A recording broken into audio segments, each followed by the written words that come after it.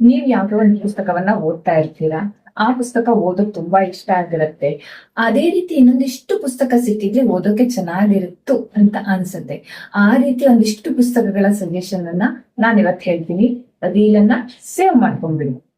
ನಿಮಗ್ ಯಾರಿಗಾದ್ರೂ ಕರ್ವಾಲೋ ಇಷ್ಟ ಆಗ್ತಾ ಇದೆ ಅಂತಾದ್ರೆ ಹರೀಶ್ ಕೇರ ಅವರ ನಿಲ್ಲು ನಿಲ್ಲೆ ಪತಂಗವನ್ನ ಓದ್ ನೋಡಿ. ಯಾಕೆ ಗೊತ್ತಾ, ಕರ್ವಾಲೋ ಒಂದು ಹಾರುವ ಓತಿಕ್ಯಾಟದ ಹಿಂದೆ ಓಡುವಂತಹ ಕತೆ ಆದ್ರೆ ನಿಲ್ಲು ನಿಲ್ಲೆ ಪತಂಗ ಒಂದು ಪತಂಗದ ಹಿಂದೆ ಓಡುವಂತಹ ಕತೆ. ಕರ್ವಾಲೋದಲ್ಲೂ ಕೂಡ ಕಾಡು ಚಾರಣ ಒಂದು ಥ್ರಿಲ್ಲರ್ ಕತೆ ಇದೆ. ನಿಲ್ಲು ನಿಲ್ಲೆ ಪತಂಗದಲ್ಲಿ ಕೂಡ ಕಾಡು ಚಾರಣ ಕಾಡಿನ ಒಂದು ಪರಿಸರ ಇರುವಂತಹ ಕತೆ ಇದೆ. ಯಾರಿಗೆಲ್ಲ ಕರ್ವಾಲೋ ಇಷ್ಟ ಆಗಿದೆ ಅವರು ಖಂಡಿತ ಒಂದು ಸಲ ನಿಲ್ಲು ನಿಲ್ಲೆ ಪತಂಗವನ್ನ ಪ್ರಯತ್ನಿಸಬಹುದು. ಮಲೆಯಲ್ಲಿ ಮದುಮಗಳು ಇಷ್ಟ ಆಗತ್ತೆ ಅನ್ನೋರು ಮರಳಿ ಮಣ್ಣಿಗೆ ಓಡಿ. ಇದು ಮಲೆನಾಡಿನ ಕತೆ ಆದ್ರೆ ಇದು ಕರಾವಳಿಯ ಕತೆ. ಇಲ್ಲಿ ಕಾಡು ಮಳೆ ಇದರ ಬಗ್ಗೆ ಕತೆ ಇದ್ರೆ ಇಲ್ಲಿ ಸಮುದ್ರ ತೀರದ ಬಗ್ಗೆ ಇರುವಂತಹ ಕತೆ. ಎರಡು ಒಂದು ಶತಮಾನದ ಹಿಂದಿನ ಕತೆಗಳು. ಓದೋಕೆ ತುಂಬಾ ಚೆನ್ನಾಗಿದೆ. ಈ ಪುಸ್ತಕ ಇಷ್ಟ ಆಗ್ತಾ ಇದ್ದವರಿಗೆ ಖಂಡಿತ ಮರಳಿ ಮಣ್ಣಿಗೆ ಇಷ್ಟ ಆಗತ್ತೆ.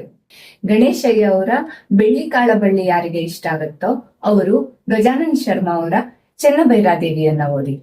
ಬೆಳ್ಳಿ ಕಾಳ ಬಳ್ಳಿಯಲ್ಲಿ ಥ್ರಿಲ್ಲರ್ ಕತೆ, ಚೆನ್ನಭೈರಾದೇವಿಯ ಬಗ್ಗೆ ಸ್ವಲ್ಪ ಕಡಿಮೆ ವಿಷಯ ಇದೆ. ಬಟ್ ಗಜಾನನ್ ಶರ್ಮಾ ಅವರ ಕಥೆಯಲ್ಲಿ ಚೆನ್ನಭೈರಾದೇವಿಯ ಪೂರ್ತಿ ಇತಿಹಾಸವಿದೆ. ಚೆನ್ನಭೈರಾದೇವಿಯನ್ನ ಓದ್ಬೇಕು ಅಂತ ಅನ್ಕೊಂಡವರು ಈ ಎರಡೂ ಪುಸ್ತಕಗಳನ್ನ ಓದಿ. ಶ್ರೀಕಲಾ ಡಿ.ಎಸ್. ಅವರ ಬಾಳಂತಿ ಪುರಾಣವನ್ನ ಓದಿದ್ರೆ ಮೇಘನಾ ಸುಧೀಂದ್ರ ಅವರ ಮಿಲೇನಿಯಲ್ ಅಮ್ಮನನ್ನ ಓದಿ. ಇದು ಎರಡೂ ಪುಸ್ತಕಗಳು ಪ್ರಸವ, ಬಾಳಂತನ, ಮಕ್ಕಳ ಆರೈಕೆ ಇದರ ಸುತ್ತಮುತ್ತಲು ಇರುವಂತಹ ಅನುಭವದ ಕತೆ. ಎರಡೂ ಪುಸ್ತಕ ತುಂಬಾ ಚೆನ್ನಾಗಿದೆ. ಗಣೇಶ್ ಅಯ್ಯ ಅವರ ಸಸ್ಯ ಸಗ್ಗವನ್ನ ಓದಿದ್ರೆ ಬಿ.ಜಿ.ಎಲ್. ಸ್ವಾಮಿ ಅವರ ಹಸಿರು ಹೊನ್ನನ್ನ ಓದಿ. ಎರಡೂ ಪುಸ್ತಕಗಳು ಸಸ್ಯ ಲೋಕದ ಬಗ್ಗೆ ನಮ್ಗೆ ತಿಳಿಸ್ಕೊಡುತ್ತೆ. ಎರಡು ಚಂದದ ಪುಸ್ತಕ.